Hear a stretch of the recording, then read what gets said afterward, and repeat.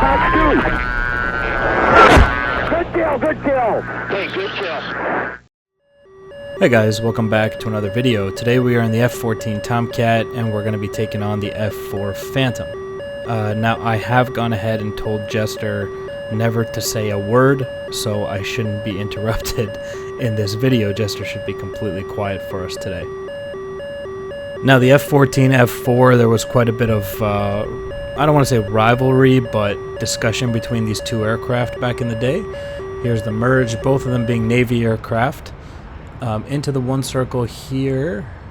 And now the F-14 should be doing very, very well against the F-4 in a one circle fight. The issue will just be me controlling the F-14. Here she goes, rolling the opposite way. Get a little bit too slow and that's what happens. And he's probably behind me. Fox 2 will flare that out. That missile had no track. We'll try to roll it over on him into the one circle here. Impossible gunshot here. Come on, come on, come on. Nope. Nope.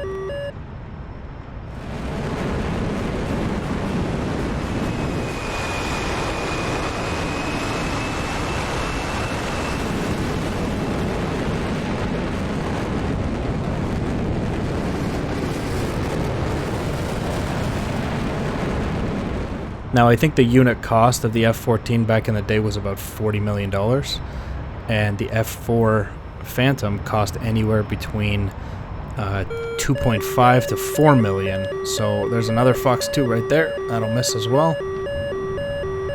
So quite a large discrepancy between the price of these two.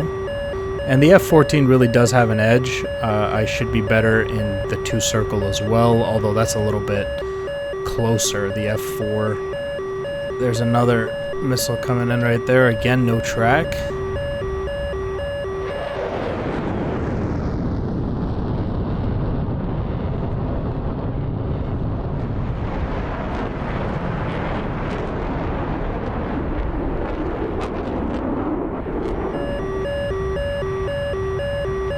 Alright, now he's actually in a pretty good situation here. I think he just can't get enough lead for a perfect gunshot, but he may be still able to get another missile off. And I'm a little bit slow in the F-14 right now. I gotta gain some of that speed back.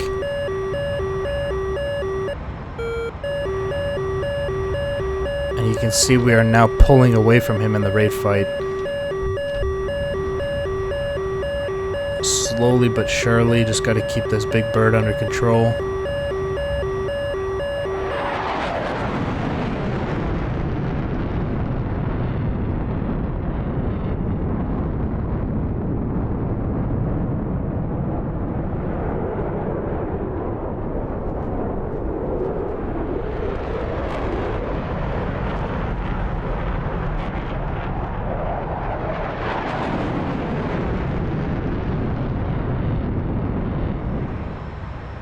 Alright, you can see now we're closing this gap. He's now slow, and so he should be seeing a lot of losing cues at this point. And we're really coming around on him now. I think I have a gunshot coming up right here. Let's go ahead and pull lead. Oh! It shot his wing off and he crashed into that poor guy's house. Damn.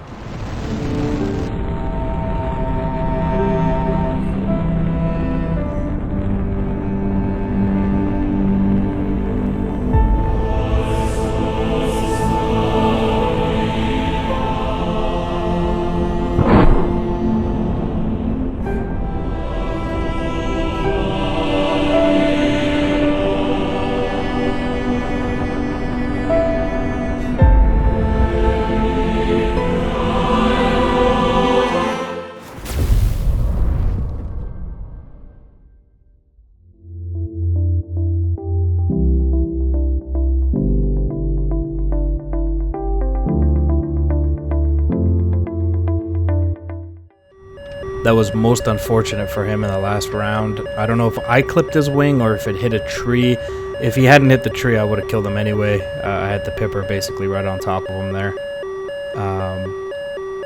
But yeah, I mean, and then he just crashed into that guy's garage. The fireball probably took out his house, so it's pretty unfortunate there.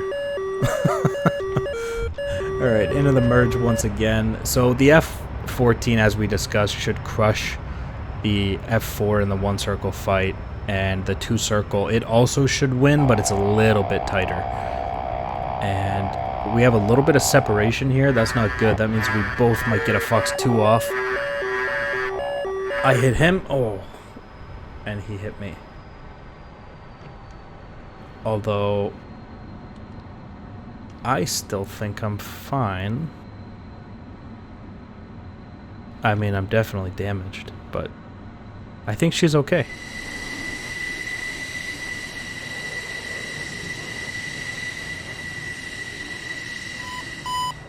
Alright, trying to land this big bird now, and no hydraulic power, so I got no gear.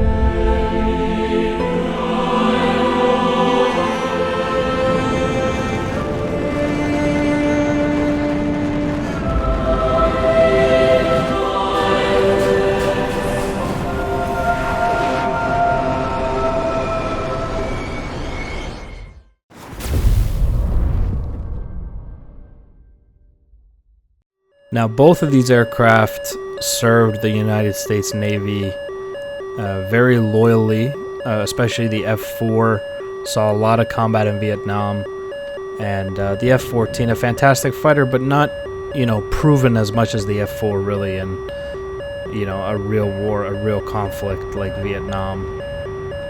Into the merge here. Now this F-4 is actually giving me a decent amount of trouble here. He beat me in the one circle because he was so much slower. He's going to get a missile off here. Here it comes. I already had flares out, so we're good. Saw that coming.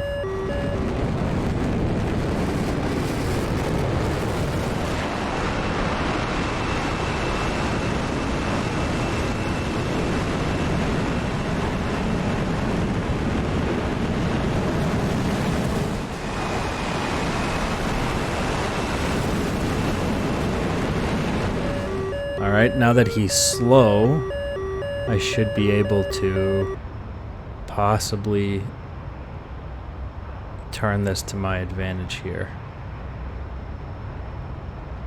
This is developing into, well, it is a two-circle fight now. It's a nose-to-tail fight. And he looks like he's reversing it into the one circle. And that's a mistake. Fox 2. And that'll hit him right in the face, yeah. Yeah, you just can't do those turn reversals like that. We've seen that several times.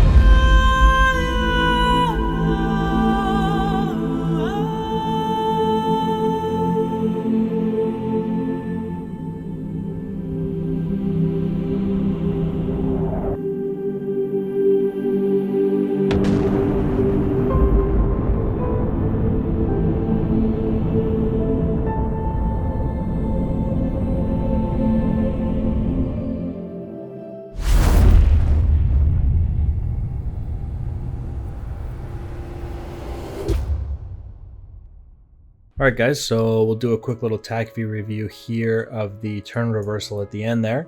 We have the F4 and me and the F14. Big thank you to Geotech here for flying the F4 for us. We have me entering the merge at Mach 0.79 and him entering at about half my speed at Mach 0.45. So, you know, naturally what that means is if you're gonna come into the merge this much slower, it doesn't really matter that my F-14 has better one circle performance. I'm just faster than him, so I'm going to create a larger circle. I actually should have come into this a little bit slower in this situation. So looking out of the back, I can already tell here how this is going to play out, right? I know that when this circle gets completed, I'm going to be up here and he's probably going to be about here. And because there's Fox 2s involved, this is actually a very bad situation, right? So I'm going to do the only thing that, you know, would possibly give me a chance here, and that is that I start flaring off, pre-flaring in anticipation of a Fox 2 shot, and also cutting the afterburner. Once we've cut the afterburner, he fires that Fox 2. It has no track, and quite honestly, that Fox 2 may have been min-ranged anyway. It doesn't look like it, you know, bit off on flares. It looked like it didn't even try to turn. So I think we were safe from that Fox 2 always, but this could have easily been a very bad scenario.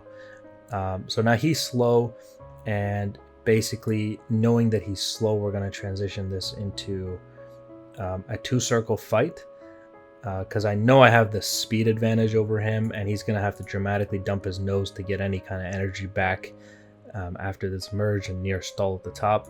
So I go for the 2-circle, and having done that, you can see he does have his nose dumped, but he realizes what I'm trying to do to him, and, you know, probably that I have a speed advantage, and my wings actually probably gave that away a little bit. And out of desperation, honestly, in this situation, I don't know what he could have done. He could have tried to get nose on and get another Sidewinder off. Unlikely that he would have pulled it off. He could have dumped his nose, which would have opened all kind of angles for me. Again, not great. So really, he cashed in. He really did try to win this fight in the first turn. And because he didn't manage it, he's basically defensive from here on out. So what he now decides to do in a move of desperation is to bring it back 1 circle, because he's slower. So he thinks, you know, hey, if I can force another 1 circle, he might shoot out in front of me again because he's faster, right? However, the execution of the turn reversal is the kind of thing that we've seen many times that gets you killed. Basically, he's created a situation where, and there is also the factor of my G-loading. We'll talk about that in a second. But he's basically created a situation where when he does this, he's going to end up here, right? Which is, you can tell I'm going to get nose on. This is the turn reversal almost always puts you in front of the bandit's nose, and will get you killed. You'll notice in here as I pull through the turn, realizing that he's reversed the turn, I already called it in the video. I was like, oh, that's a mistake. You know, you can just tell from your cockpit. And so here I'm pulling about 6 Gs, 5 Gs. I'm kind of letting off the Gs here, which I think is part of the reason why I don't get an even tighter turn. But I could have probably pulled this to 7.5 G and really brought the nose around here, you know, and been pointing at him maybe here. Maybe that's a bit much. Maybe like over here, probably. You know, I could have had nose on, get a Sidewinder off. He would have been dead right here, right? But because I don't pull as hard, nose comes around a little bit slower, but it's still nose on before him because of his turn reversal. And there's the Fox 2 that smokes him right in the face. That was him attempting to get nose on there, but that Sidewinder just smoked him. Okay, so that is why turn reversals are a bad idea. Alright guys, thanks for watching. I hope you enjoyed the video, and I'll see you in the next one. Bye guys.